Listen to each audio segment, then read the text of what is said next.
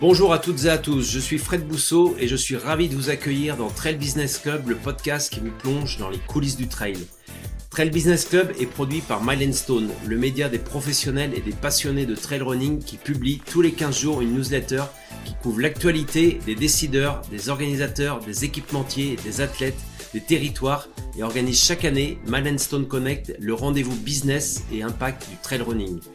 Trail Business Club est soutenu par la jeune marque annécienne Wise, qui équipe en vêtements et en matériel les coureurs de trail et d'ultra en mode aventure comme en mode performance, comme l'attestent les nombreux podiums décrochés lors de l'UTMB 2024. Wise est surtout une entreprise en phase avec son temps, qui se veut plus qu'une simple marque, un véritable catalyseur de changement, une start-up qui innove et dépose des brevets, qui fabrique en Europe et produit uniquement la quantité de produits commandés. Wise cherche l'équilibre, l'harmonie et des chemins non conventionnels. Alors, si vous souhaitez découvrir cette marque et ses produits, rendez-vous sur wisetrailrunning.com. Je reçois pour ce 28e épisode de Trail Business Club une figure de l'antidopage et de la triche dans le sport, Pierre Salé. Ancien sportif au niveau national en triathlon, il pratique toujours différents sports lorsqu'il en a le temps, mais a surtout choisi de consacrer sa vie professionnelle à la lutte contre ce fléau. Il s'exprime sans langue de bois sur l'ensemble de ces sujets et j'ai aucun doute que ce sera encore le cas aujourd'hui. Bonjour Pierre. Bonjour Fred, merci de me recevoir. Alors on va passer cette heure ensemble à revenir sur ce combat que tu mènes et qui t'anime, les actions, les sanctions, la prévention, les contrôles, mais aussi les raisons qui poussent les athlètes à tricher, légalement ou illégalement, mais aussi les organisations. On va en parler tout au long de cette heure. Tant de sujets qui font couler beaucoup d'encre, beaucoup de salive, mais avant tout, peux-tu revenir sur ton passé universitaire, sportif et aujourd'hui professionnel ? Écoute, moi ça fait maintenant 30 ans que je suis investi, professionnellement dans l'intégrité du sport, hein. L'intégrité, la protection du sport au travers, de 2 axes, la lutte antidopage, mais aussi la lutte contre la corruption sportive.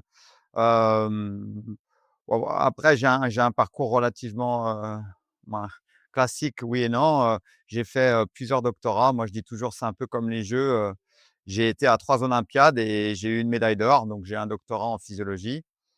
J'en ai fait 3 en tout. Parallèlement, très, très jeune, j'ai pu intégrer une structure sportive, qui faisait de l'évaluation, dans le football professionnel. C'était une structure qui était basée à Lyon, et tout le staff était le staff de l'équipe de France 98, donc les médecins, les dentistes, les podologues.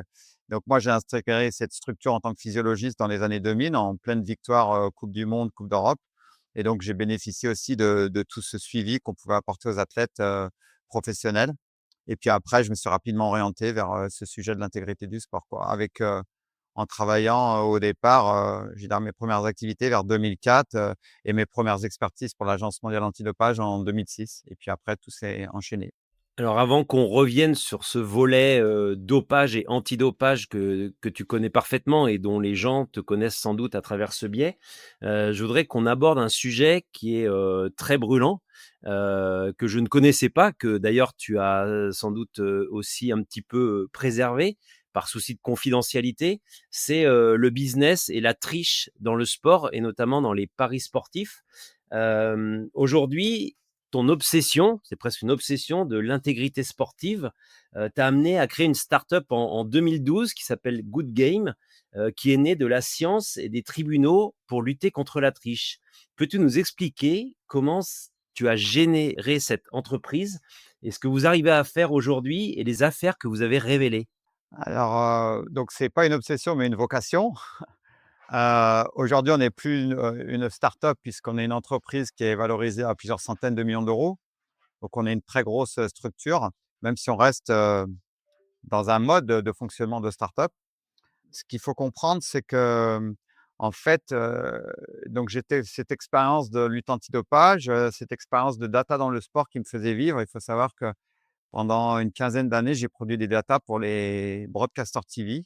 Donc les datas qu'on utilisait dans le sport professionnel pour, quand on encadrait les équipes de foot ou les équipes de rugby ou les sports individuels, beaucoup d'athlètes qui sont allés aux JO, ainsi de suite. Un jour, je me suis dit: «Tiens, ces données, elles pourraient avoir un intérêt pour la télévision». Et donc à partir de là, on a créé, toute une base de data, Notamment, on a fait le Tour de France pendant 10 ans, entre 2005 et 2015. Toutes les datas qui passaient sur toutes les télés du monde, c'était nous qui les produisions. On a produit beaucoup d'événements. Il y a des choses qu'on produit encore pour s'amuser aujourd'hui. En France, les gens, ils connaissent le geste. Si vous allez sur YouTube, vous retrouvez les épisodes, ça cartonne, ça mêle science et sport. Et en fait, l'histoire, c'est qu'en 2012, il y a un juge qui me contacte et qui me dit, bah voilà, je connais votre activité antidopage, je sais que vous êtes aussi un spécialiste des datas. Et on a un dossier en handball où il faudrait, par la vidéo, essayer de voir s'il y a de la manipulation dans le sport. Et en fait, ce match de handball, c'était ce qu'on appelle l'affaire Karabatic. C'était le match Cesson-Montpellier qui a été, j'allais dire, les joueurs ont été sanctionnés.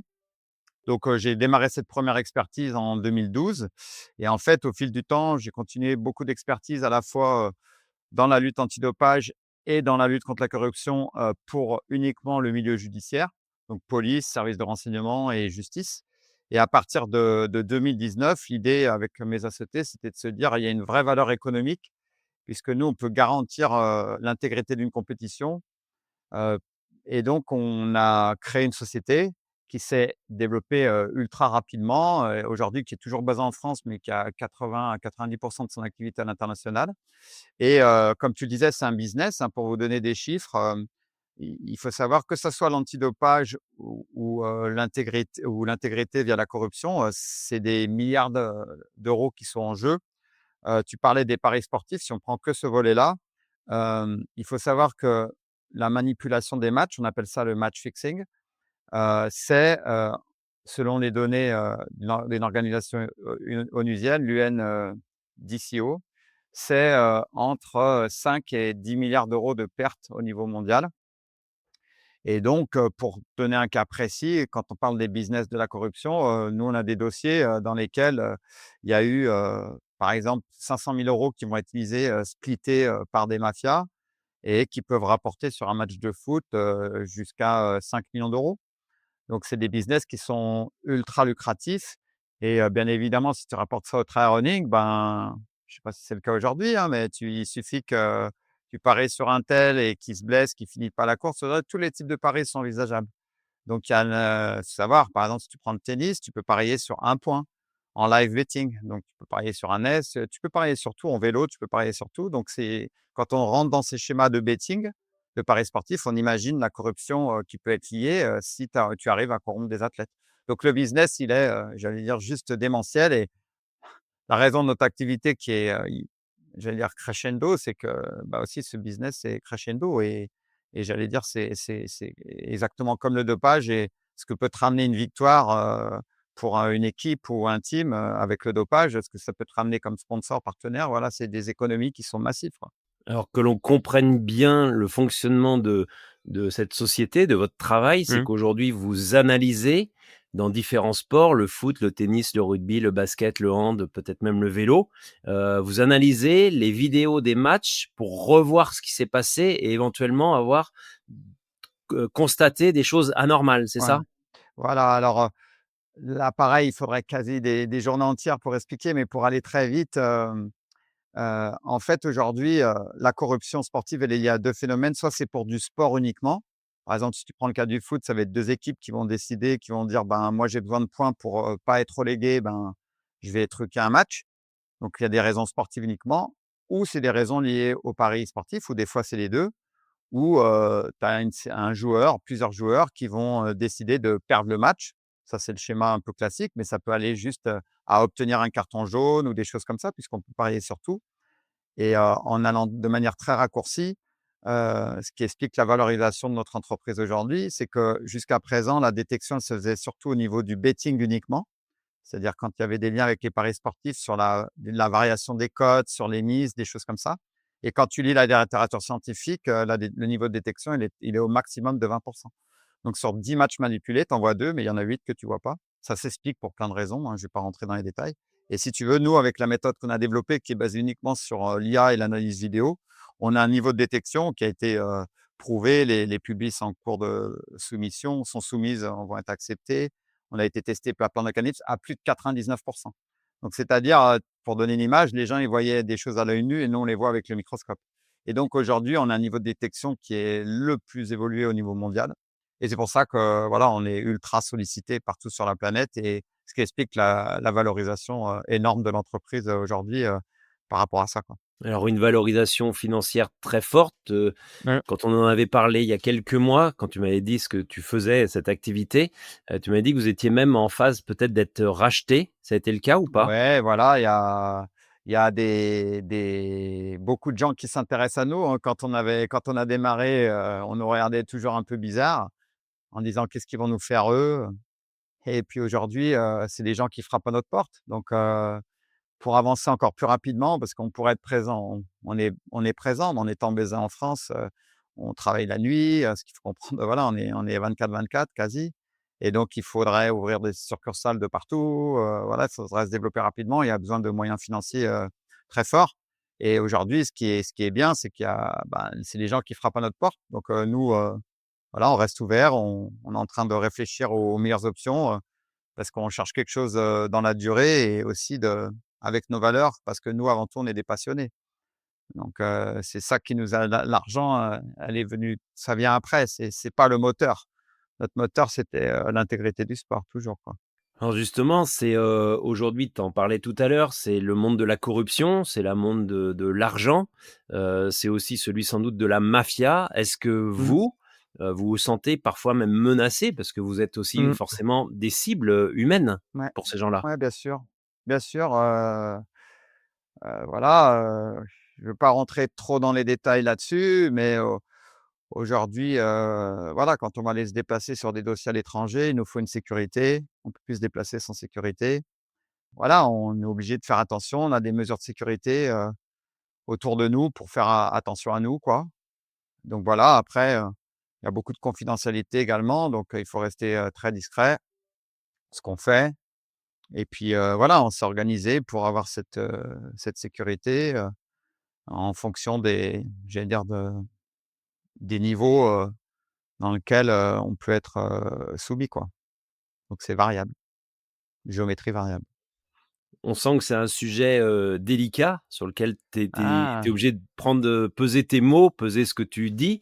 Est-ce qu'aujourd'hui, pour revenir à des choses plus simples, ce niveau de triche et qui engage, ce que tu disais, du business, du sponsoring et tout, il se retrouve à la fois au niveau très amateur, c'est-à-dire d'une équipe Ouais, locale qui a besoin de quelques points de survie, pourquoi pas d'acheter un arbitre, comme on peut le retrouver au plus haut niveau des compétitions? tous les niveaux.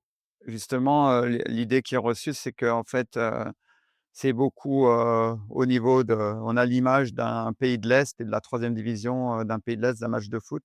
Aujourd'hui, la manipulation, elle touche tous les sports, tous les niveaux, toutes les compétitions, et pour te donner voilà, une image, il y a des événements sportifs qui ont fait des milliards de téléspectateurs qui ont été manipulés, et personne n'a rien vu. Ça arrive, c'est notre quotidien, donc faut imaginer le poids qu'on prend dans l'écosystème mondial du sport, avec, les informations qu'on possède, quoi. Donc c'est pour ça qu'il faut être très prudent. On n'est pas la justice non plus, donc nous on est, voilà, on collabore étroitement avec tous les organismes judiciaires en France, à l'étranger. Voilà, il faut, voilà, même si on, j'allais dire, il faut, être raisonné, structuré, mais ouais, mais c'est des trucs de fou. Les gens sauraient, je pense que ça met le sport par terre, on le sait, hein, mais bon. Donc on essaie de corriger, de manière intelligente, on va dire. Et cette corruption, cette mafia, et ce système qui s'est mis en place au fil des années, en fait, il profite à qui? Il profite forcément à des gens, malhonnêtes? Ou est-ce qu'il profite aussi quelque part aux États, qui sont souvent détenteurs de paris sportifs? Ou est-ce que c'est à leur détriment? Je dirais que c'est toujours plutôt au détriment de la sphère publique, hein, puisque globalement, au niveau des pays, la sphère publique, elle essaie d'avoir un jeu, alors c'est paradoxal, mais d'avoir quand même un jeu responsable. C'est-à-dire en France, il y a des autorités de régulation, les sociétés de paris sont très encadrées, donc on essaye de limiter tous les phénomènes, même les phénomènes d'addiction, les choses comme ça, même si c'est paradoxal, hein. Si on voulait vraiment limiter, il faudrait empêcher les paris, mais bon, aujourd'hui, j'allais dire, c'est une activité de loisir, ça doit être une activité de loisir, comme tu pourrais aller à la piscine ou parier 10 € sur un match, ou pour aller au cinéma. Il faut pas que ça devienne une addiction, ça c'est complexe. Et il faut pas penser, vouloir générer des revenus, parce que c'est aussi très complexe, pour les parieurs. Donc j'allais dire, sur la sphère publique, c'est assez encadré, et en fait, les mafias, elles détournent ce système pour gagner de l'argent et en fait, il est préjudiciable à beaucoup d'acteurs, ben, aux acteurs publics, autorités de régulation, État, puisque l'État est taxe, hein, donc le match fixing, ça te diminue, les bénéfices que peuvent faire les sociétés de paris sportifs sur lesquelles l'État les taxe et bien sûr les parieurs, hein, parce que toi, tu vas jouer sur un match en pensant que j'allais dire qu'il y a pas ce vecteur, manipulation et puis ça va impacter directement tes paris. Donc ouais, beaucoup de personnes qui sont lésées, heu, comme les pyramides de Ponzi, hein, tu as beaucoup de gens lésés et puis tu en as qui gagnent beaucoup. Alors on va passer à un autre volet, parce que c'est vrai que c'est aussi, un sujet qui te motive et qui te passionne depuis longtemps, c'est le dopage, Ouais, dans le sport, puisque c'est aussi un élément de tricherie, mais aussi un élément de bien évidemment. business. Je Mmh, voudrais qu'on revienne surtout sur, la genèse de ce qui t'a amené à tout ça, qui t'a aussi fait connaître dans le monde du trail et du sport. C'est le programme Quartz et mmh, aujourd'hui, Athletes, for Transparency. Tu as mmh, été à l'origine de la création de mmh, ce programme mmh, Quartz pour promouvoir et en tout cas, revendiquer un sport sans médicaments. ouais, Aujourd'hui, c'est plus Athletes for Transparency. Est-ce que tu peux revenir sur ce mmh. cheminement et la situation actuelle dans laquelle on est, entre ces 2 entités, pour qu'on comprenne la situation? Ouais, alors ça m'oblige pour comme on a un peu de temps, à bien expliquer, l'origine pour comprendre où on est arrivé et qu'est-ce qui se passe.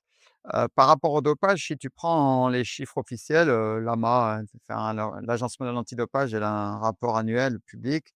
Tu vas avoir, entre 0 et 3 de je fais simple, de contrôle positif, on va faire simple, hein. C'est des AVRA, on appelle ça, mais on va dire des contrôles positifs, c'est en fonction des pays, des disciplines, voilà. Tu as des sports dans lesquels tu vas pas avoir de contrôle positif, tu vas en avoir plusieurs. Ça fait entre 0 et 3 donc tu te dis, il y a 0 entre 3 0 et 3 de dopés, c'est une moyenne annuellement à 0,5-1 en moyenne, quoi, voilà. Ça fluctue entre 0 et 3 avec une moyenne 0,5 à 1. Alors déjà, premier truc, quand tu as 10 000 athlètes au JO et si tu dois avoir, 1 d'athlètes dopés, tu devrais attraper 100 athlètes, positifs aux JO et tu en as, souvent, moins de 10, par exemple, sur les derniers JO. Donc en fait, quand tu vois tout ça, tu te dis: «Bon, ces chiffres, qu'est-ce que c'est? Qu'est-ce qu'ils reflètent?» Et en fait, tu te dis, ben, déjà, tu sais que un, il y a des substances qui sont pas détectables ou des méthodes. Par exemple, la transfusion autologue, elle est pas détectable, 0. Tu sais que tous les sportifs ne sont pas contrôlés. Toutes les substances ne sont pas recherchées tout le temps. Tu prends par exemple, on dit contrôle, on a l'impression que tout est recherché, mais par exemple, la recherche d'EPO, pour parler simple, c'est une demande spécifique que tu fais sur un contrôle. Même si on va te dire on peut réanalyser les échantillons, oui, mais ils réanalysent que dans des cas très spécifiques. Donc en fait, quand tu prends ce triptyque, de toutes les substances ne sont pas, détectables, heu, tous les athlètes ne sont pas tout le temps contrôlés et toutes les substances ne sont pas recherchées. Tu sais que le chiffre, il est forcément plus que ça. Et donc là, tu balayes la littérature scientifique et en fait, quand tu balayes la littérature scientifique, tu as des études en psychologie sur des sondages, des surveys sur, des athlètes de haut niveau et là, tu as des athlètes qui déclarent, hein, c'est du déclaratif. Ils peuvent tricher, ils peuvent mentir, hein, mais en tout cas sur du déclaratif, ils peuvent aussi dire la vérité. Tu as jusqu'à certains sondages qui donnent 40 d'athlètes de haut niveau qui disent avoir eu recours au dopage.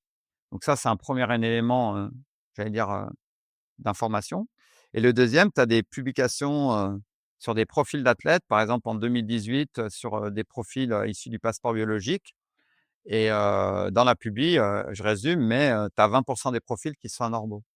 Donc en fait, quand tu prends les chiffres, 0 et 3 de dopage, les chiffres officiels, tu sais que mécaniquement, le dopage, c'est forcément plus haut parce que les raisons que je viens d'évoquer. Tu as le maximum qui est 40 sur des données déclaratives. Sur les données d'analyse biologique, tu es autour de 20. Moi, je pense qu'aujourd'hui, au niveau mondial, le dopage, qui consiste à une infraction de la liste AMA, c'est 10 des athlètes de niveau. Pour moi, c'est le chiffre qui reflète la réalité. Donc sur 100 sportifs de niveau, tu as 10 athlètes qui trichent. Donc à la rigueur, tu pourrais te dire: «Bon 10 c'est déjà trop», mais bon, j'allais dire c'est 10. Mais il y a un second problème qui est, j'allais dire majeur, c'est ce qu'on appelle le legal doping. En fait, l'AMA, l'Agence mondiale, elle publie une liste annuellement sur laquelle il y a des substances ou des méthodes et en fait, sur cette liste, il y a au moins 41 substances ou méthodes qui devraient être sur la liste qui ne sont pas. Je te prends un exemple, le tramadol. Moi, j'ai fait des interviews dans les années 2000 en disant: «Mais pourquoi le tramadol, il est pas sur la liste?» C'est toujours pareil, hein, c'est le tollé, on me tombe tout le monde me tombe dessus, ainsi de suite. J'expliquerai pourquoi, en fait, les gens nous tombent dessus, parce que c'est des mécanismes de protection du sport et de l'économie du sport. Donc ils nous tombent dessus, mais au final, le tramadol, il a été intégré sur la liste de l'année dernière, en 2024, et donc on a mis 20 ans, alors que si tu fais de la science, je veux dire tous les critères, je vais pas rentrer dans la spécificité technique, mais tous les critères du tramadol, ils faisaient que, bien évidemment, ta substance devait être sur la liste, comme les NSAIDs, comme, beaucoup d'autres, substances qui n'y sont pas aujourd'hui, et donc en fait, ce que font les athlètes dans le legal doping, ils font 2 choses. Un, ils vont, utiliser ce qu'on appelle les AUT, les autorisations d'usage thérapeutique. Une AUT, c'est un process juridique qui va te permettre d'utiliser une substance qui est sur la liste des interdictions. Typiquement, je vais pouvoir utiliser un corticoïde, par exemple, qui est sur la liste et interdit en compétition.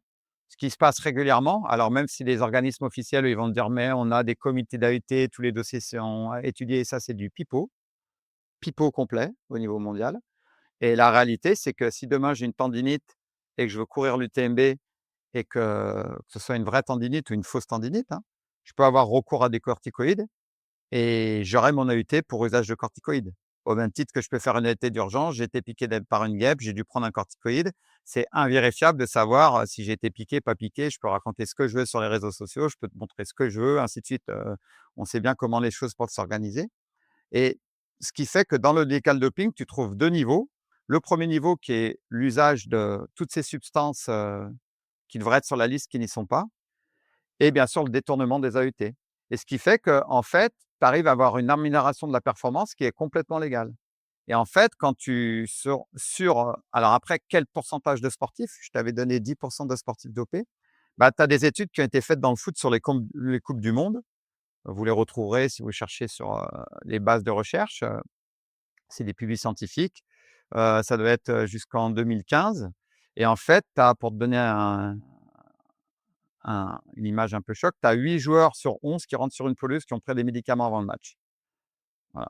Donc ça te donne une idée, et après, par rapport à ta question sur le programme Quartz, là, ce qu'on appelle aujourd'hui la politique de santé, hem, nous, on s'est aperçu, on dosait, toutes ces substances qui devraient être sur les listes, qui ne sont pas, on les dosait après les courses, avant les courses, et on a, sur les athlètes élites notamment, jusqu'à, 80 d'athlètes qui présentent des traces de ces substances, voire multitraces. C'est-à-dire, si on prend les anti-inflammatoires non stéroïdiens, on a des athlètes qui ont des triptyques à l'arrivée, c'est-à-dire qui ont 3 anti-inflammatoires, non stéroïdiens différents, donc c'est une stratégie, et donc si tu reprends notre échantillon de 100 athlètes, tu as 10 athlètes qui sont dans le dopage, comme tout le monde l'entend. Tu as 80 athlètes qui sont dans le legal doping, ça concerne tous les sports, hein, dans le trail, dans le foot, dans le tennis évidemment, et tu as vraiment 10 d'athlètes clean, et donc si tu veux, une solution, même si tu résolvais le problème du dopage, tu aurais toujours le problème du legal doping qui est massif, et le problème aussi, c'est que, avant de revenir sur le programme Quartz, c'est qu'en fait, tout le monde est complice. Je vais t'expliquer pourquoi. Les athlètes, ils veulent performer. Donc les athlètes, quoi qu'il arrive, je veux performer, je veux gagner parce que ça me renouvelle mes contrats, ainsi de suite. C'est-à-dire que les contrats en trail running aujourd'hui, c'est plusieurs centaines de milliers d'euros pour, les meilleurs athlètes. Donc c'est des sommes très conséquentes. Donc eux, ils veulent, bien sûr, performer. Les sponsors, bah, c'est comme dans tous les sports. Moi, je veux que mon équipe il gagne, que mon team il gagne. Donc je vais fermer les yeux, et finalement, de toute façon, à la rigueur, je vais me battre sur le dopage, mais le legal doping, c'est autorisé. Je vais pas en rajouter quelque chose qui n'est pas une règle. Donc, les sponsors, c'est exactement, la même chose, et bien sûr les organisateurs. Les organisateurs, ils veulent attirer les élites chez eux, ainsi de suite. Donc si je vais mettre des règles contraignantes, je vais pas avoir d'élites chez moi, ainsi de suite. Donc en fait, ce qui fait que quand on arrivait à dire que la solution, elle passe par, il faut qu'un médicament, qui soit sur la liste de l'AMA ou qui ne soit pas sur la liste, mais qui ait potentialité d'améliorer la performance, est interdit. Et une règle plus simple, c'est de dire, quand tu es malade, tu te soignes, mais tu ne participes pas à la compétition. Si tu as une tendinite, moi j'entends que tu me dis que tu as besoin de corticoïdes pour ta tendinite parce que c'est douloureux, ainsi de suite. mais je réponds toujours ça, partout où je fais des conférences dans le monde. C'est que si tu vas dans un hôpital et que tu as une tendinite et qu'on dit: «Bah, votre traitement, il passe par une corticothérapie injectée», par exemple, il y a pas un médecin d'un hôpital du monde qui va dire: «Mais monsieur, je vous fais des corticoïdes et allez faire 180 bornes autour du Mont Blanc demain». Il y a pas un médecin dans le monde qui va faire ça. Donc au même titre que tu as, d'autres pathologies, tu as une crise d'asthme, on parle du salbutamol, tu vas pouvoir l'utiliser parce que voilà, jusqu'à un certain dosage, il est autorisé. Si tu arrives et que tu dois prendre du salbutamol à l'hôpital, tu fais une crise. On va dire: «Monsieur, on va vous donner un traitement, salbutamol», mais on va pas vous dire: «Allez courir». Donc ce qu'il faut comprendre, c'est qu'à un moment, on a détourné l'usage des médicaments pour la performance et bien sûr les athlètes, alors moi je vois des trucs, ça me fait sourire quand on me dit: «Oui, mais on va m'interdire un Imodium», et un Imodium, ça va dire c'est un médicament, voilà, pour empêcher les maux de ventre. Ça, c'est des fausses excuses. C'est les gens qui nous, on est des hyper spécialistes dans nos domaines. Au niveau mondial, les gens, ils ont pas cette connaissance fine. C'est tout le problème, c'est un autre problème des réseaux sociaux aujourd'hui parce que tu as 10 millions de followers, tu vas être la parole sainte, alors que les sociétés savantes, il y a un siècle, c'était les experts qui détenaient le savoir. Aujourd'hui, nous, les experts, moi, je vois, je suis pas sur les réseaux sociaux, je vois de ces trucs, je fais des bons tout le temps en disant: «Mais c'est quoi ces clowns, quoi?» Et si je reprends, l'exemple de: «Ah, je peux pas prendre un Imodium», ainsi de suite, tout ça, ben, si tu es dans un état normal, pas pathologique, tu as pas mal au ventre, que tu prennes un ou 10 Imodium, à part te tuer si tu en prends 10, ça va pas améliorer ta perf. Donc on n'a pas de problème avec ce médicament. Et j'allais dire, si tu es en course et que tu as mal au ventre et tu décides de prendre un Imodium, ça améliore pas ta performance, ça résout ton problème de santé. Moi, je serais partisan de dire: «Prends ton Imodium et arrête-toi», parce qu'à un moment, ton sport, il génère, une, pathologie ou des symptômes et donc il faut arrêter le sport en plus de prendre le traitement. Mais même si tu continues, ça améliore pas. Alors que si tu es avec les anti-inflammatoires non stéroïdiens, si tu es dans ton état normal et que tu en prends un, ça va améliorer ta performance. Donc, quand tu es dans un état où tu as une douleur, ça améliore aussi ta performance. Et donc, quand je reviens au programme de santé, au programme Quartz, nous, on s'est dit: «Ben, il faut stopper ces médicaments». Donc il faut 3 choses. Bien évidemment, la liste des interdictions AMA, mais ça, c'est voilà, c'est une liste des interdictions, il faut la respecter. Deuxièmement, les AUT, c'est no. C'est-à-dire si, tu as une pathologie asthmatique, si tu as une tendinite, tu prends des corticoïdes, tu restes chez toi. Et troisièmement, tous les médicaments de la liste qui sont, dans le legal doping sur notre liste à nous, toutes les hormones thyroïdiennes, les NSAIDs, les récupérer avec des perfs de glucose, ainsi de suite. Ce qu'il faut comprendre, je te donne un nouveau exemple, tu prends toujours le cas de l'UTMB. Si je suis au milieu de l'UTMB et j'arrive, à Courmayeur et je vais me faire, 50 ml de glucose en perf devant tout le monde, je peux me le faire et c'est complètement légal. On pourra rien me dire parce que c'est dans le règlement. Donc il faut imaginer l'image que ça produirait, dans le sport. Et donc, au final, on a essayé de lancer ça et on a essayé de s'attaquer de proposer ça aux athlètes. Et comme tu as finalement que 10 des athlètes qui sont clean, bah, il y a eu tout de suite un énorme rejet des athlètes. «Pourquoi on nous impose des règles? C'est pas interdit. Moi, je suis clean, je veux pas faire des trucs en plus, nanani nanana». Il y a eu, un rejet des organisateurs: «Ouais, mais si je fais ça, heu, les athlètes, ils vont plus venir, tatati tatata». Et bien sûr, les sponsors, pareil, hein. On ferme les yeux. Aujourd'hui, tous les gros teams du trail, ils ferment tous les yeux, mais comme ça se passe dans le cyclisme et comme ça se passe dans d'autres sports. C'est qu'aujourd'hui, on a besoin pour renouveler nos sponsoring, ou qu'un athlète, on lui renouvelle son contrat, on a besoin de résultats. Et donc tout le monde ferme les yeux et donc c'est pour ça qu'en fait, on l'a lancé, on a essayé de le lancer avec, beaucoup d'appui, mais ça n'a fait, que s'effondrer parce qu'en face de nous, il y a une réticence du triptyque que sont, les sportifs en premier lieu, hein, parce qu'ils ne sont pas du tout courageux. Deuxièmement, à des exceptions près, hein. Deuxièmement, les sponsors, bien sûr qui veulent garder les meilleurs sportifs et les résultats. Parce que si tu mettais un programme, politique de santé, au sein d'une équipe, ce qu'il faudrait faire, bah, bien sûr, tu récupérerais pas tous les athlètes qui sont sous le legal doping, donc tu aurais personne. Et troisièmement, les organisateurs qui ferment les yeux. Donc, voilà, aujourd'hui, ça s'est appelé Quartz au début. C'était dédié aux athlètes, c'est devenu la politique de santé. Aujourd'hui, ça reste un programme qui est accessible, mais, il y a très peu de gens qui veulent le mettre en place parce que c'est pour les raisons que je viens d'évoquer, quoi. Alors, justement, mais pour, compléter ce que tu dis et presque te contredire, en fait, Avec ce plaisir. programme Quartz a été, aussi mis en place un peu à l'initiative, je sais que tu étais très proche de lui, de Michel Poletti sur l'UTMB, Mmh. qui lui était Mmh. un farouche, opposant Était. était Vas-y, continue. était un farouche opposant justement à tout ce dopage, toute cette Mmh. automédication, tout Mmh. ce légal doping. Salomon aussi t'avait sollicité pour aller sur les Golden Trail World Series, donc on sentait qu'il y avait une motivation à la fois des marques, puisque l'UTMB a toujours été sous sponsoring de North Face, Columbia, Oka, mais aussi des événements. Aujourd'hui, pourquoi ça n'a pas été plus loin? Bah, alors là, c'est très, très simple, hein, c'est uniquement politique et c'est des calculs de business qui sont pour moi des mauvais calculs. Je vais t'expliquer pourquoi. Heu, Aujourd'hui, il y a une lame de fond dans le sport mondial qui est, la lutte entre le privé, et le public. C'est-à-dire que dans des sports, tu vois, en natation, tu as des ligues privées qui se créent.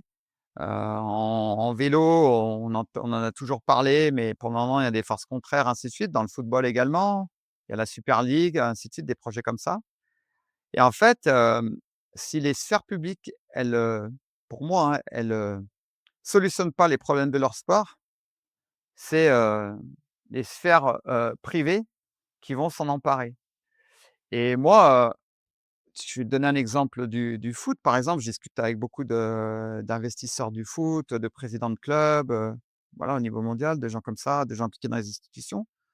Ils connaissent les problèmes du dopage et de la corruption. Ils disent: «Mais si demain j'organise une ligue privée, heu, moi, si, je sais qu'il y a du dopage et que j'ai mis le budget nécessaire pour gagner», je dis pas que c'est une bonne chose, hein, une ligue privée. J'ai mis le budget nécessaire pour gagner, mais une équipe qui a 10 fois moins de budget, mais qui triche avec le dopage, ça a un impact sur, mon modèle économique, parce que c'est des choses que je maîtrise pas et moi, je veux maîtriser mon modèle économique. Donc en fait, ce qui est paradoxal aujourd'hui, c'est que les acteurs privés, ils devraient être plus actifs dans, protéger leur modèle en disant: «Il faut que j'éradique le dopage, il faut que j'éradique la corruption». Et si tu prends le cas du trail running et du l'UTMB, l'UTMB a été super moteur au départ. Hem, Puisque, je crois qu'on a démarré en 2008 la politique de santé sur l'UTMB, jusque, je sais pas, peut-être 2020, j'ai pas, vous me pardonnerez pour les dates, C'est voilà. 2008-2021 ce que j'ai retrouvé, ouais. Voilà, voilà, exactement, c'est ça. Et qu'est-ce qui se passe ensuite? Il se passe que, mais c'est pas propre qu'à l'UTMB, c'est propre à tous parce que les autres n'ont rien fait non plus, hein. C'est qu'en fait, on a pleinement conscience de la réalité du phénomène. Il y a eu des cas de dopage, hein. Ce qu'il faut bien comprendre au trail running aujourd'hui, moi à l'heure d'aujourd'hui, hein, en 2025, je sais qu'il y a des athlètes qui sont dopés au sens, légal, de la liste AMA, et on a assez fourni d'informations vers les, je veux dire, les organisations qui doivent gérer le dopage en leur donnant des noms. Donc moi, je vois des victoires et je sais que ces gens, ils sont dopés. Je sais aussi des gens qui gagnent, je les vois sur les courses que je les ai testés pendant des années, je sais qu'ils sont dans le legal doping. Donc je vois bien qu'en fait, aujourd'hui, les gens qui devraient gagner sont pas ceux-là et on ne sait pas qui est le véritable champion. Et le problème, c'est que ces organisations, elles ont fait le choix de mettre une politique de dopage en disant: «Mais on doit, contrôler ce versant du dopage». Moi, je trouve ça, c'est très bien, hein. Plus tu as de contrôle, plus ainsi de suite. Mais comme je l'avais, voilà, dans mon parcours, on l'avait montré qu'aujourd'hui, moi, en tant qu'expert, quand je suis sollicité par la justice ou même si voilà, si demain, je dois éviter un contrôle tous les jours, je vais pouvoir prendre toutes les substances classiques, je ne vais pas les nommer ici, mais qui font le triptyque du dopé. Je vais pouvoir les prendre tranquillement sans jamais être contrôlé positif.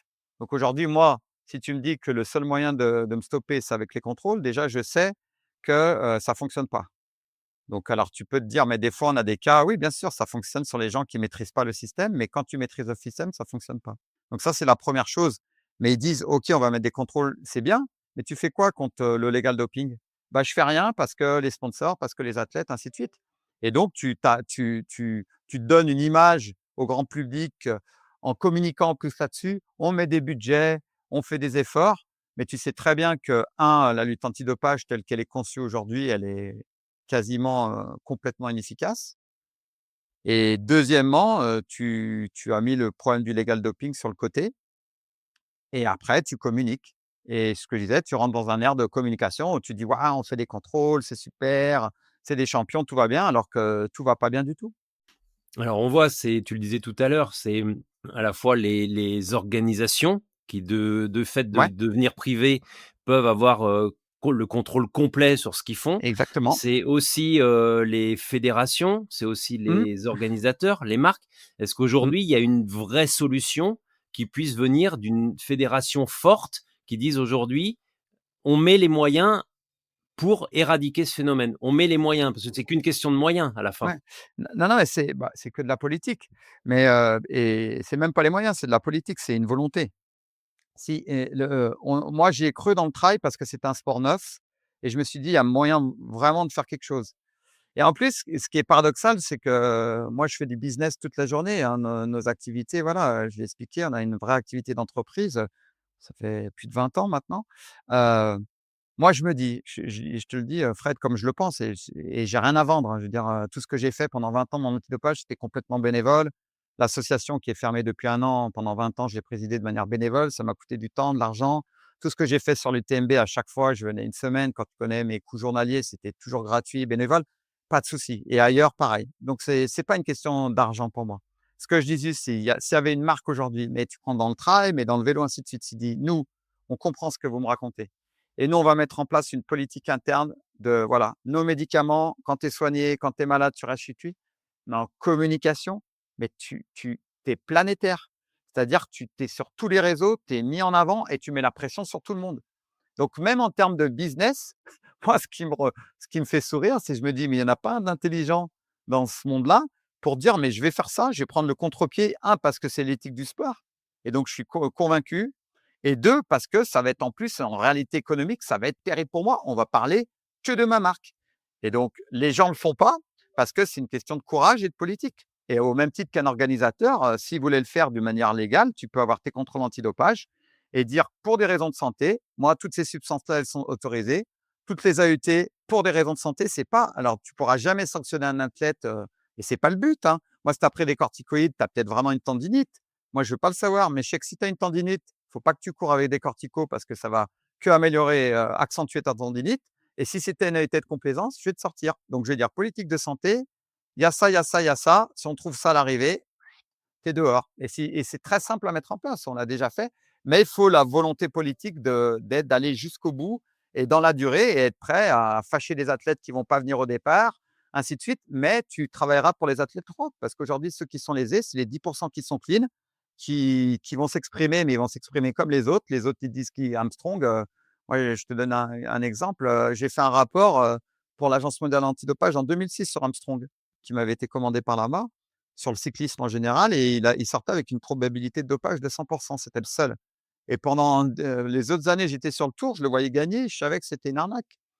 Mais tous les autres, tu prends des gens comme Christophe, que je connais bien, Basson, ainsi de suite, des gens comme ça, bah, les on leur a pourri leur carrière, et dans le trail, il y a des gens, on leur a pourri leur carrière parce que, voilà, moi j'ai des amis qui sont dans le sport de haut niveau, que je sais complètement clean, qui vont jamais prendre un aspirine, tout ça, et je les ai accompagnés sur la planète dans des compétitions. Ils se sont fait, pourrir leur compète au niveau des JO, qualif JO, tout ce que tu veux, coupe du monde, ainsi de suite. Donc ça, c'est terrible, et je dis: «C'est juste dommage» parce qu'ils gagneraient, que ce soit un organisateur ou un ou des sponsors, s'ils savaient bien communiquer, ils en feraient une réalité business. C'est ça qu'ils ont pas compris, et c'est comme ça. En 2021, pour y revenir, programme Quartz à Ouais. l'UTMB, 3 Mmh. coureurs sont contrôlés, avec des anti-inflammatoires, non Mmh. stéroïdiens, il me semble, Ouais. sans qu'il y ait de sanction, mais juste en gros un carton jaune, où on leur dit: «Bah, si vous êtes repris une seconde fois, vous serez exclu de la Mmh. compétition sur lequel ça se fera». Est-ce qu'à un moment on a vraiment appliqué les mesures qui étaient mises en place au regard de certains contrôles qui révélaient des présences, et est-ce qu'on n'a pas un peu reculé le moment de sanctionner? Bah, oui. Le problème, c'est que d'un point de vue juridique, l'échelle de sanction qui était prévue de la politique de santé, c'était de l'avertissement, jusqu'à l'exclusion. Donc en fait, si tu es d'un point de vue d'un cadre juridique, bien évidemment, que c'était, une possibilité juridique, un avertissement. Maintenant, moi je pense que, et c'est même fort possible que nous, on ait aussi, j'allais dire, essayé d'être toujours dans la progressivité, ainsi de suite. Mais je pense qu'aujourd'hui, il faut, j'allais dire, être beaucoup plus, tranché et donc les règles, elles sont claires. Vous n'avez pas à prendre ça, quelle que soit la raison. Si vous le devez prendre, encore une fois, tu as ton salbutamol avec toi, pars, si tu es asthmatique, pars avec ton Salbu, ainsi de suite. Si tu dois le prendre, tu t'arrêtes. Tu peux avoir des médicaments dans ton sac si tu souhaites pour ce un. Si tu as quelque chose, tu t'arrêtes. Mais voilà, donc j'allais dire c'était 2021, on voyait bien, c'est ça le problème, on voyait bien ce qui se passait sur les parce qu'on contrôlait toutes les courses, tous les podiums, donc on sait exactement clairement ce qui se passe et on voit bien le phénomène, doping et legal doping, hein, les 2 phénomènes et ben, aujourd'hui, il fallait prendre une décision qui était, de dire: «Ben, on va aller à fond là-dedans» et la décision qui a été prise, c'était tout le contraire. C'était de dire, plus de vagues. On met en avant une communication sur on fait de la lutte antidopage et plus de vagues pour nos partenaires, pour nos sponsors, pour attirer les athlètes, tout ça. Donc c'est un vrai, j'allais dire, choix, politique et pour moi qui est, une complète erreur, surtout d'un point de vue business. Une vraie erreur. Parce qu'ils auraient eu un moyen de montrer qu'il y avait, j'allais dire, une philosophie du sport différente, des moyens différents et ils auraient été moteurs pour le monde du sport au niveau mondial. Chose qu'ils sont pas aujourd'hui, donc c'est comme ça, c'est leur choix, quoi.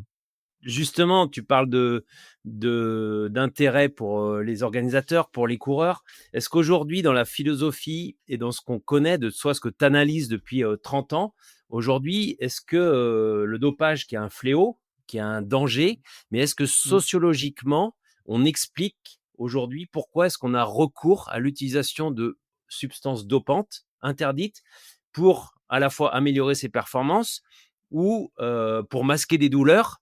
Dans le but de finir, parce que l'intérêt, il n'est Ouais, pas le même entre celui qui veut avoir sa polaire finisher ou sa médaille ouais, d'Ironman ouais. et celui qui veut augmenter son contrat de Pour 10. moi, l'intérêt, il est le même, mais c'est là où je te rejoins pas. Pour moi, c'est la même chose. Que tu sois 2 millièmes à l'UTMB et que tu prennes des INS pour finir ou premier, pour moi, c'est la même chose. En fait, c'est juste, ton niveau de récompense qui est différent. Mais en fait, ça reste une récompense. Parce qu'en finissant 2 millièmes à l'UTMB, tu vas pouvoir raconter à tes collègues, tu vas passer pour quelqu'un, un peu un surhomme, ainsi de suite, et voilà et pour le premier, tu vas renouveler tes contrats, ainsi de suite et encore une fois, c'est une question de philosophie, de comment tu vois le sport et parce que, ça améliore la performance. Aujourd'hui, parce que j'ai jamais eu le temps, j'ai tellement d'activités, mais j'allais dire, on avait fait des protocoles, voilà, dans le passé, sur le dopage, j'en ai fait beaucoup, hein, moi, j'ai utilisé, dans le cadre de protocoles, j'ai utilisé plusieurs fois de l'EPO, hormones de croissance, tout ce que tu veux. Les substances, je les connais par cœur, ainsi de suite. Les voilà, je peux raconter ce que ça fait, ainsi de suite et je peux te dire qu'un NSAID, même un seul, ça améliore la performance. Donc bien sûr, les athlètes vont dire: «Mais non, ça change rien», tout ça. Bien sûr et donc au final, même pour un amateur, heu j'allais dire, il y a une responsabilité de l'organisateur, tu dois protéger tes coureurs. Moi, si j'étais organisateur, pour moi, il y a pas de médicaments, les gars. Si tu as une pathologie, tu es malade, tu arrêtes et tant pis si tu finis pas l'UTMB, voilà, mais finir avec 3 AINS, moi, je prends tous ans. Mais c'est une question de philosophique. Encore une fois, avec le règlement, le legal doping, si tu prends une AUT pour des corticos, tu as le droit. Si tu prends les NSAID, donc pendant la course, tu as le droit. Voilà, mais si tu es sur le versant, juridique, c'est là où ils sont aujourd'hui, ils font fausse route. Moi, c'est exactement, je te prends un autre exemple. Pour moi, la montagne, toi aussi tu fais de la montagne, ainsi de suite. Moi, le triptyque Everest, quand tu fais une corde fixe depuis le camp de base, oxygène et médicaments, ben, moi, tu as pas fait la montagne. Tu es dans une via ferrata avec, de l'oxygène qui te met à 5000 et des médocs tout le long pour, passer. Bah, pour moi, c'est pas ça de faire une ascension et pour moi, finir un UTMB, c'est pas le finir avec plein de cachetons. Je peux te dire, un mec qui court pas, si je lui donne les cachetons qu'il faut, il va le finir son UTMB, il va même pas s'en apercevoir. C'est ça qu'il faut comprendre. À un moment, c'est de dire: «Non, c'est moi, je veux me tester moi». C'est comme la performance sportive chronométrique, c'est qu'est-ce que je vaux réellement moi par rapport au chrono, sans artifice, quoi. Donc c'est la même chose, le dernier ou le premier pour moi, c'est pareil. Alors ça pas non plus des conséquences Ah anodines, bah, puisque sur ouais, la santé, c'est assez ouais, risqué. bah, bien sûr. On sait que l'addiction, qui parfois, Ouais. pousse même jusqu'à la bigorexie, sont Mmh. dangereux, que cette Mmh. pratique, qui génère souvent des petites pathologies, des blessures, des Mmh. tendinites, des Mmh. trucs, pousse aussi à l'automédication.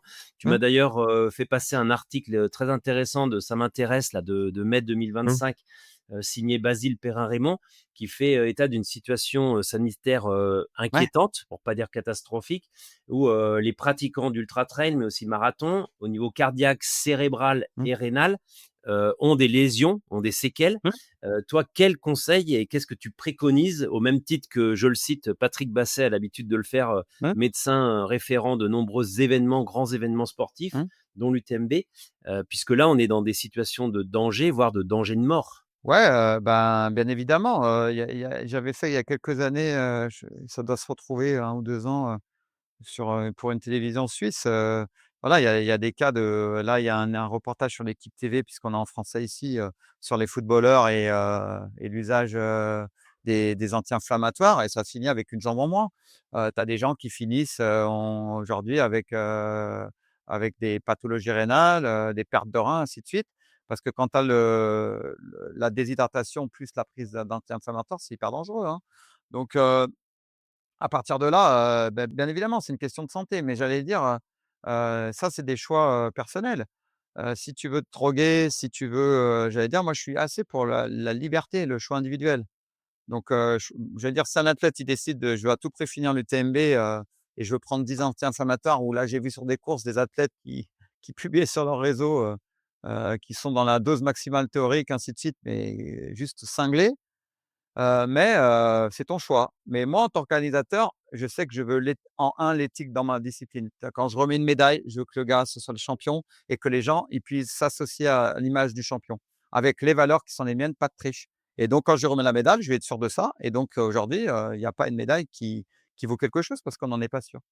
Et donc c'est bien tout le problème que si les choix, individuels, c'est de dire, «Moi, je veux prendre des c'est ma santé, j'en fais ce que je veux, j'ai pas de problème avec ça». Par contre, moi, en tant qu'organisateur, ma règle, c'est ça. C'est moi qui deviens le garant, en fait.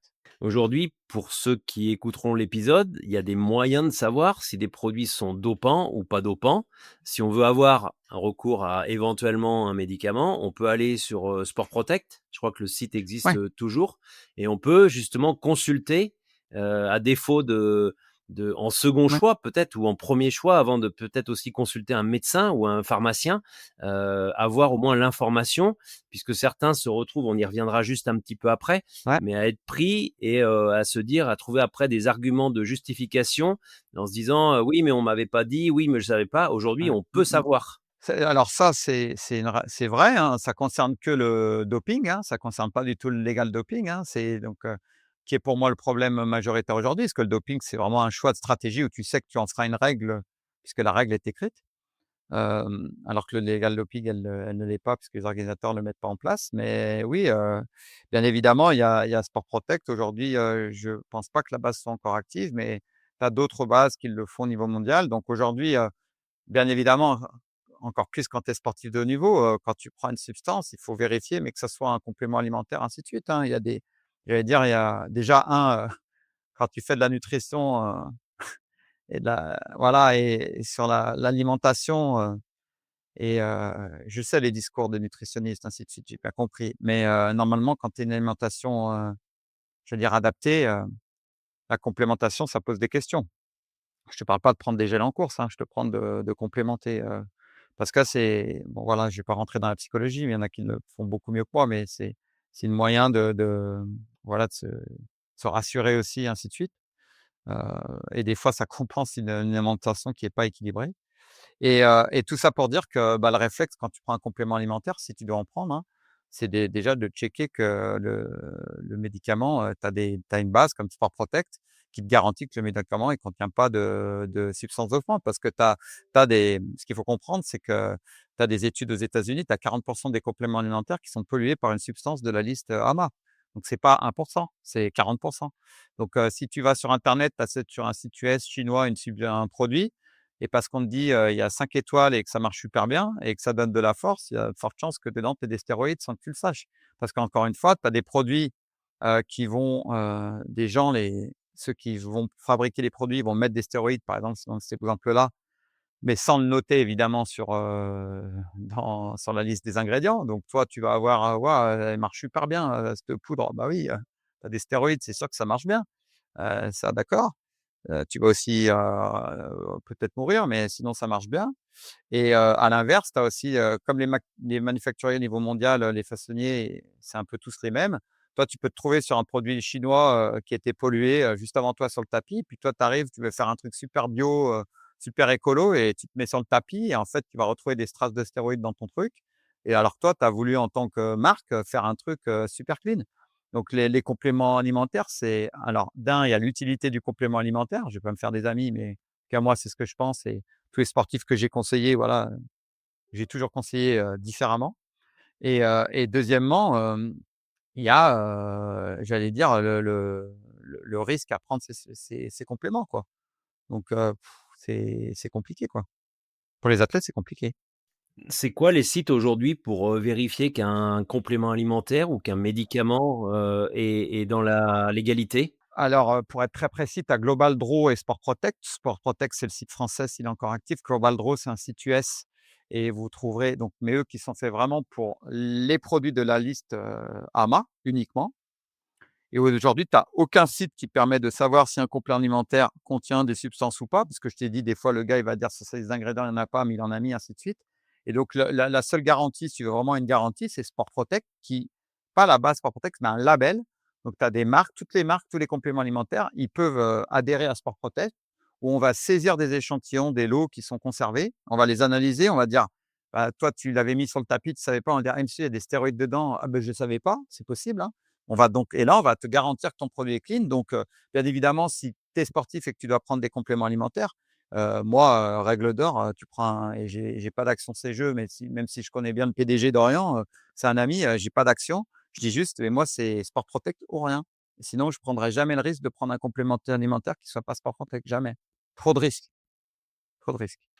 Donc, quand je rajoute, quand tu parles de tapis, tu parles de tapis sur les chaînes de Ouais, fabrication, hein, bien sûr, exactement, pas ouais, le pas de tapis Bernard. pas pour celui pour s'entraîner où, Non, non, on pardon, ouais. renifle en même Mais non, temps qu'on c'est heu ça.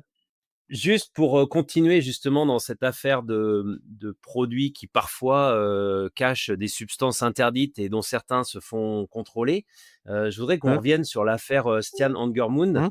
mmh, Stian, ouais, c'est ce coureur norvégien, double ouais. champion du monde de Mmh, trail en mmh, 2022 et mmh, 2023, mmh, qui, a annoncé qu'il irait défendre son mmh. titre, en fin septembre en Espagne s'il était Mmh. qualifié, Mmh. qui s'était fait contrôler en août 2023 lors de la CCC avec un produit interdit, un produit masquant qui s'appelle la chlorthalidone. Et il a été notifié le 20 octobre 2023 par la FLD d'une suspension, en tout cas de son contrôle antidopage. Il a repris la compétition après une suspension de 16 mois, négociée, on va dire, proposée de 16 mois. Ouais. Ouais, Il a 3 mois, terminé ouais. 9e à Zegama ce week-end. Aujourd'hui, depuis le début, il clame son innocence. L'affaire a fait grand bruit sur les réseaux sociaux. Mais en fait, finalement, on est aussi dans ce cas où il aurait pu être contaminé par des éléments extérieurs, des personnes, des produits dont on n'arrive pas à connaître la source.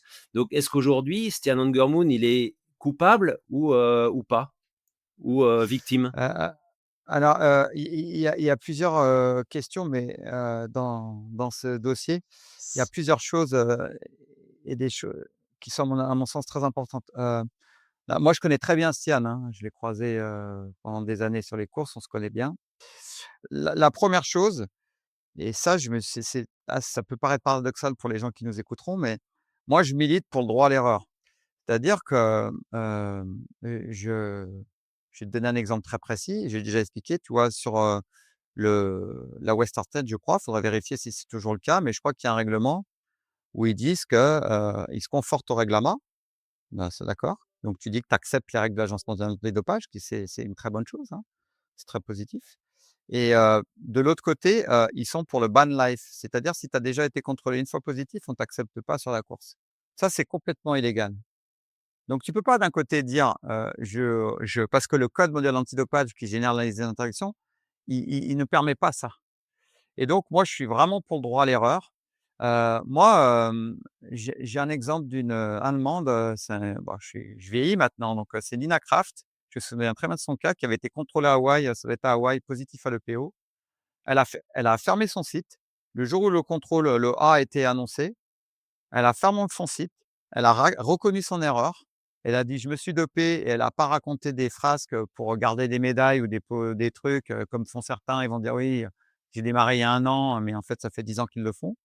En fait, elle s'est vraiment mis à table, de manière, «Ouais, OK», on l'a enlevé un poids et quand elle est revenue sur le circuit, pas eu les mêmes résultats, ainsi de suite, évidemment, mais elle est revenue, tu aurais pu la contrôler, je la connais pas, hein. Tu aurais pu la contrôler 1000 fois, tu savais qu'elle avait fait la démarche.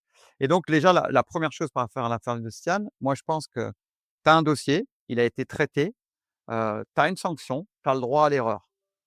Donc quand tu reviens, pour moi, tu reviens, tu as commis une erreur et ça peut arriver et on te doit une deuxième chance. Par contre, moi, je serais pour l'exclusion à vie à la deuxième erreur.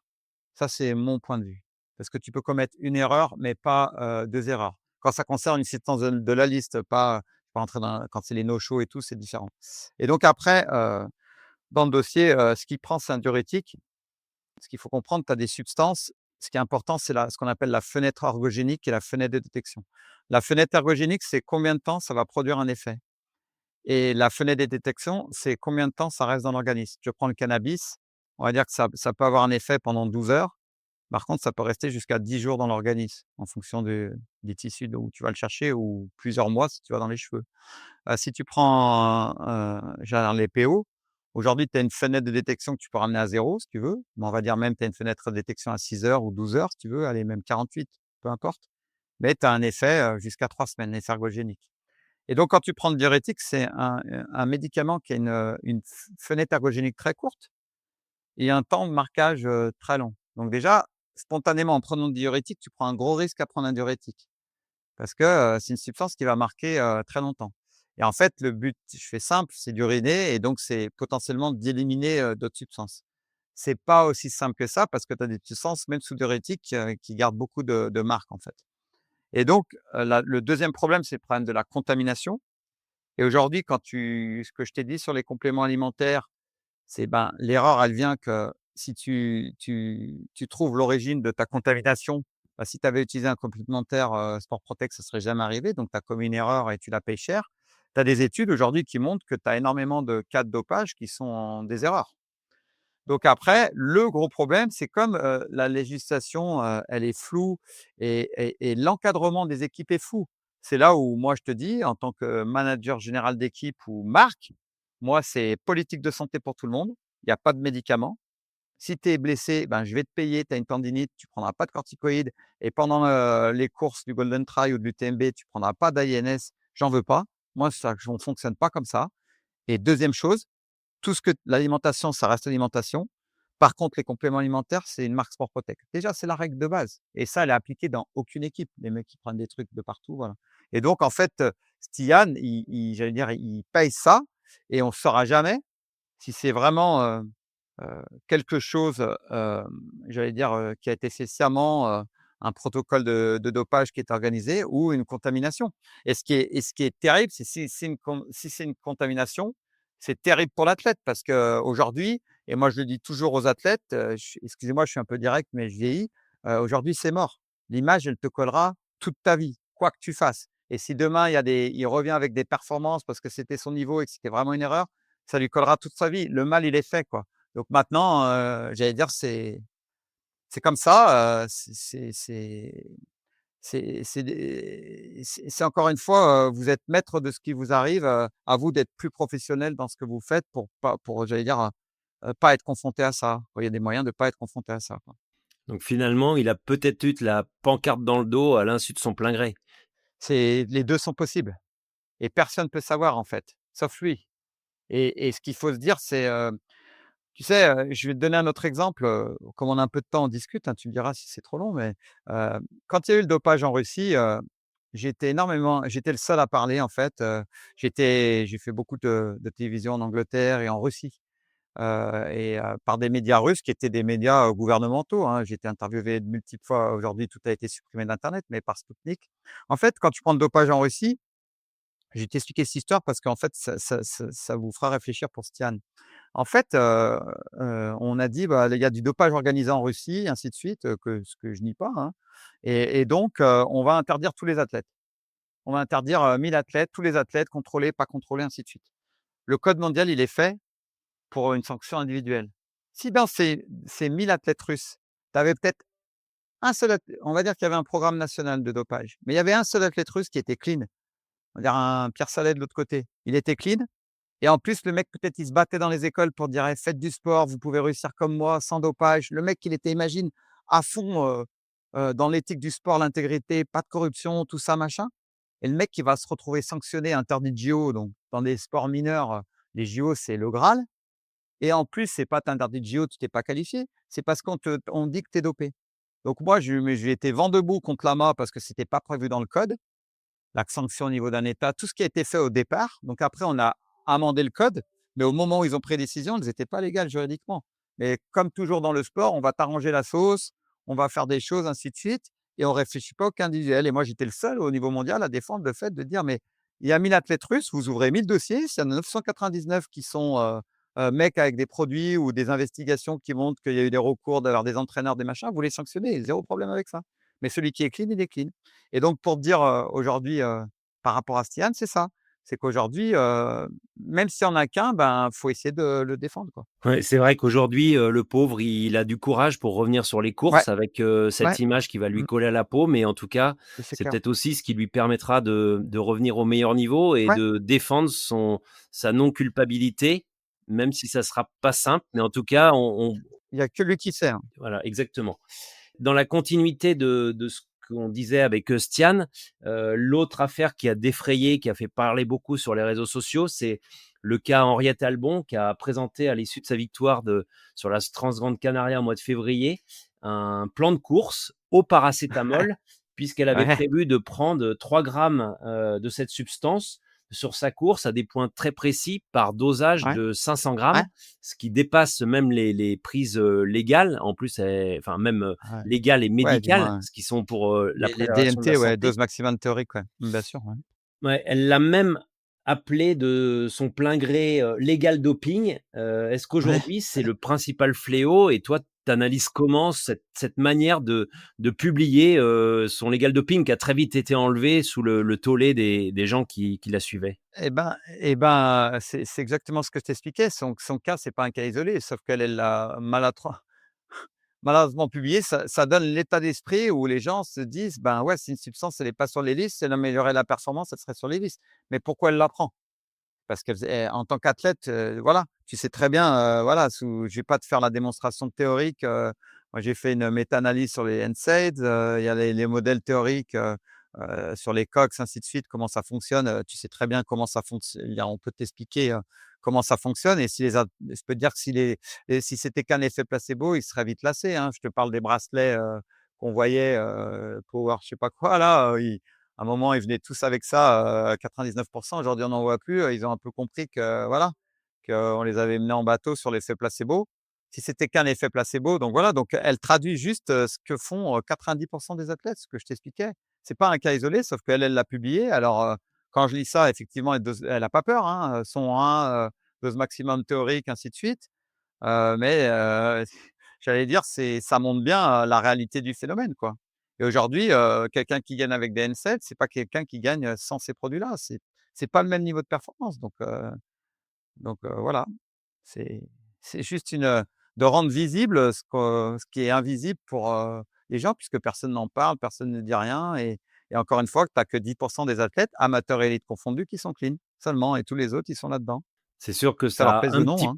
Ça ça a un petit peu entaché sa victoire et sans doute, remis ben, un aussi, peu beaucoup. un petit peu d'huile au moulin des gens qui se battent contre ça. Mais en Ouais. attendant, ce qu'on disait en début de retransmission, enfin de podcast, c'est que ça lui permet, si elle l'avait pas déclaré, c'est sûr qu'on peut dire qu'elle a eu l'honnêteté de le dire.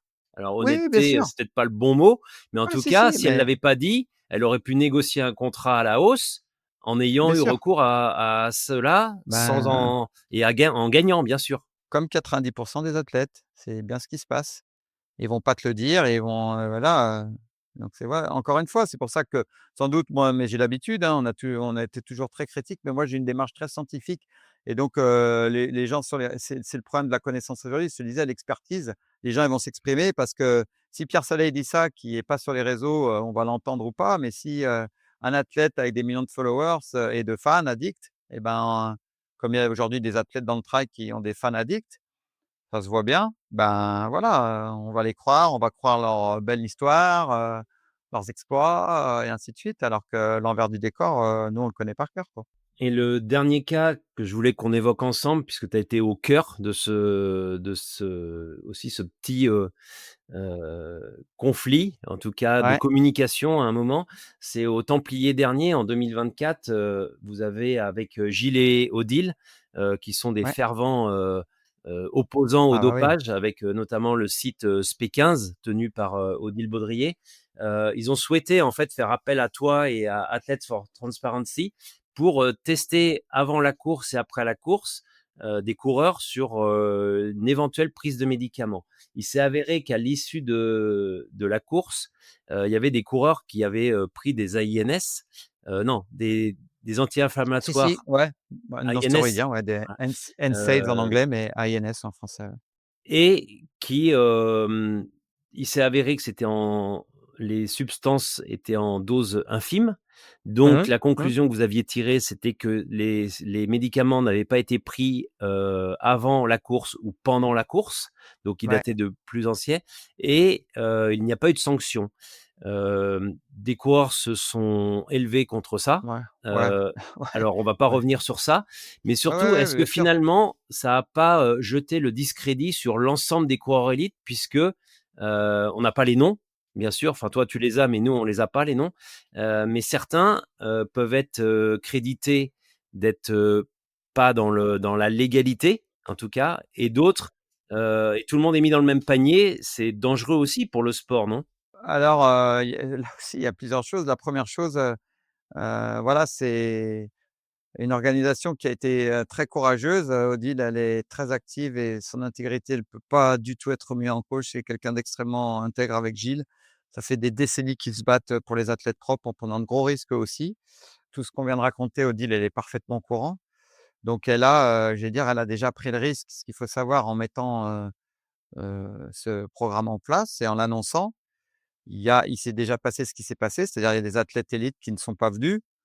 Moi, j'ai l'intime conviction parce que je connais très bien ces athlètes, je sais ce qu'ils ont gagné et je sais comment ils fonctionnent exactement dans le détail comment ils fonctionnent et même s'ils vont évoquer autre chose, moi je sais j'ai l'intime conviction, j'ai pas les preuves, mais l'intime conviction qu'ils sont pas venus en raison de la politique de santé. Donc, j'allais dire le 1er coup près de pas avoir le plateau que tu souhaites avoir, mais d'un autre côté, tu as le plateau avec des athlètes qui doivent jouer le jeu et à partir de là, c'était quelque chose qui était, très, j'allais dire, nouveau parce qu'on le relançait, même si on avait été, quelques années avant, on relançait et en fait, il y a toute une pédagogie qui arrivait très sur le tard, en fait. Il aurait fallu informer plus les athlètes et être, beaucoup, j'allais dire, plus, affirmé sur la règle, sur, toutes ces choses-là et en fait, si vous il y avait un laps de temps entre le moment où on les prélevait, qui était le samedi et le dimanche, le départ de la course et en fait, quand on arrivait, on a effectivement des athlètes qui présentent des traces, d'INS.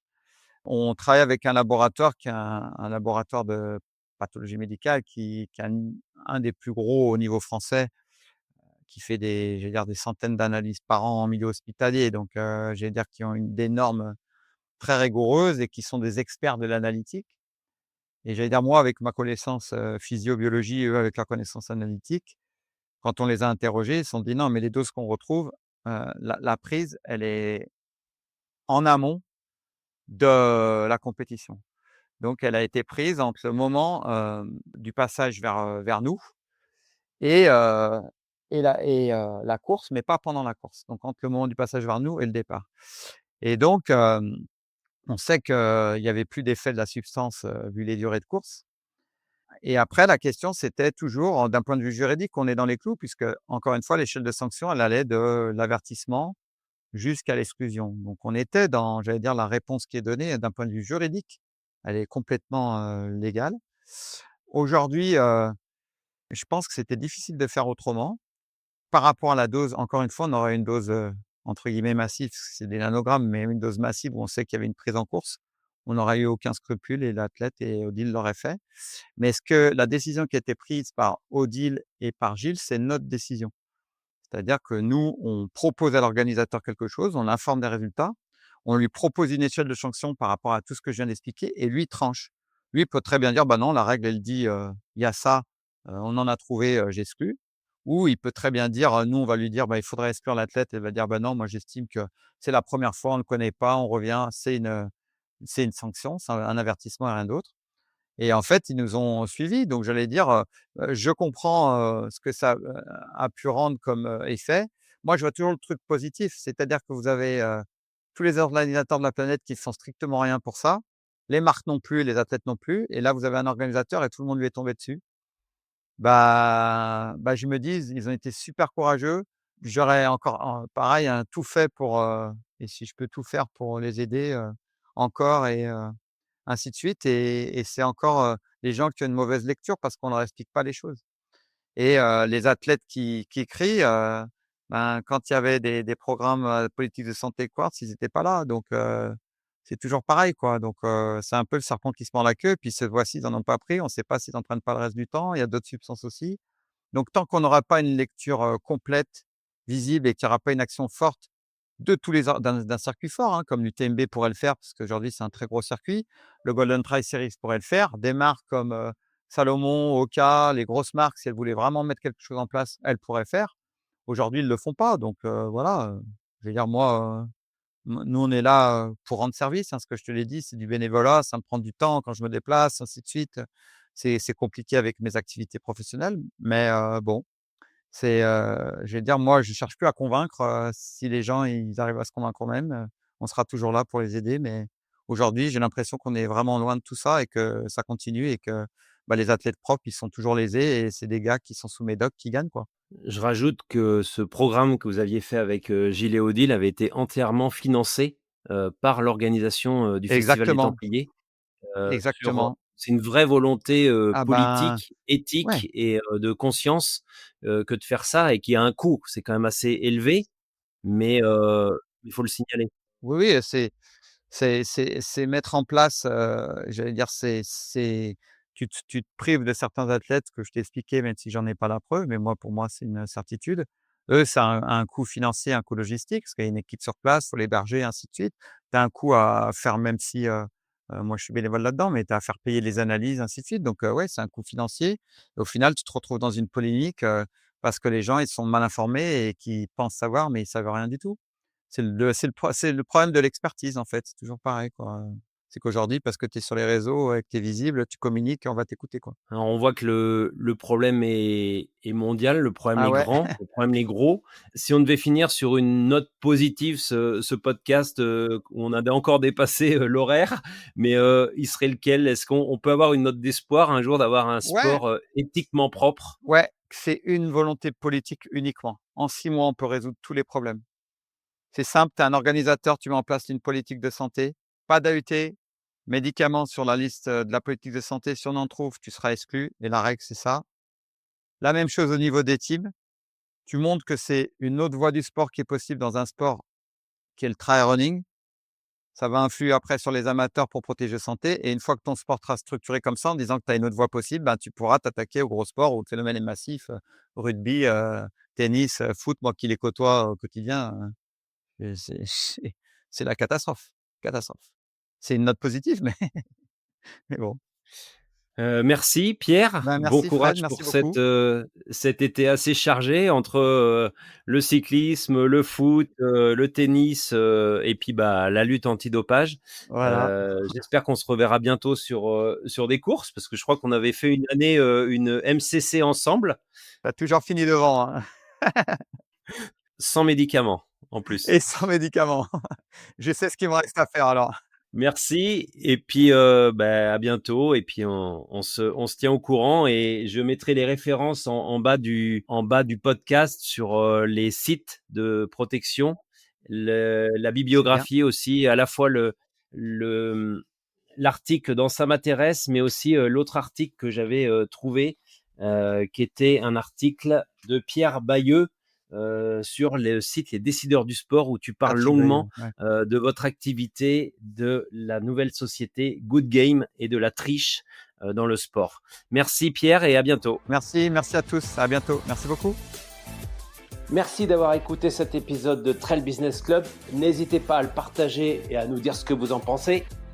On se retrouve dans 15 jours pour un nouvel épisode. D'ici là, je vous conseille de vous abonner à la newsletter Mile & Stone. Elle est gratuite et vous pouvez vous inscrire sur mileandstone.com.